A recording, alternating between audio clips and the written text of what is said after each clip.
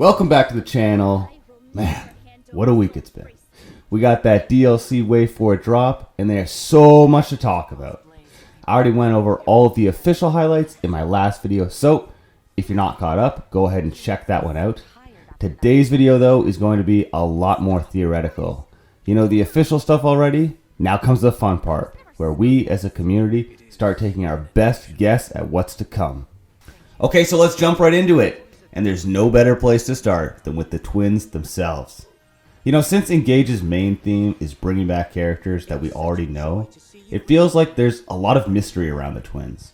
Not only are they both of the dragon bloodline, they also seem so battle-hardened in a war-torn world that they should rightfully be royalty in.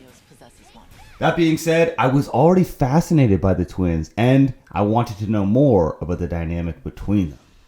But it just feels like Nintendo purposely released only enough info on their website to pique our interest while still giving us no real answers.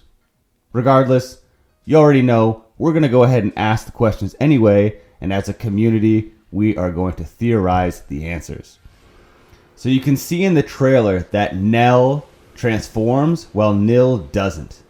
By the way, I got really confused on Nel and Nil for a long time there, so just know Nel is the sister, Nil is the brother. All you need to know going forward. Okay, so I would normally take that as a coincidence, but they specifically stated that Nils is ashamed that he is unable to match his sister's strength. So maybe I'm jumping the gun here, but I think there's a good chance that Nil can't transform at all, and that his shame is related to that. That's probably the biggest indicator for me. So if you pay attention in the trailer, you will see a glow coming from Nil's chest.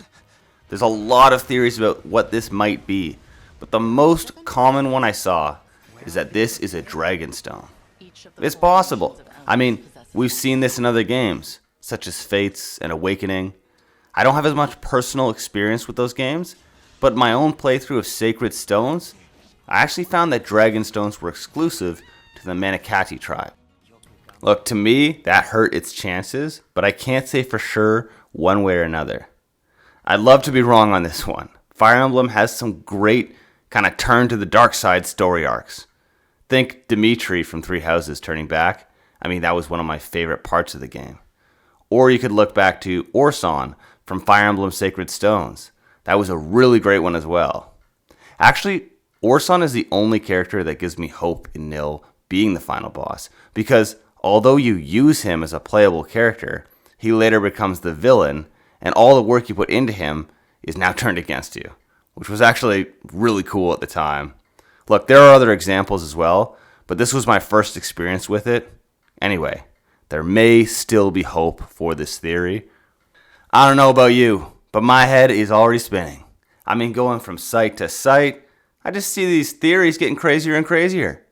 That being said, I mean, it's all part of the fun. So, do you have any other theories that you've heard that you'd like me to talk about? If so, please leave them down in the comments. You can go ahead and reference my sources down in the description if you're looking to get caught up in the weeds the way that I have here. That's all for today. Thanks for watching, and I will see you in the next video.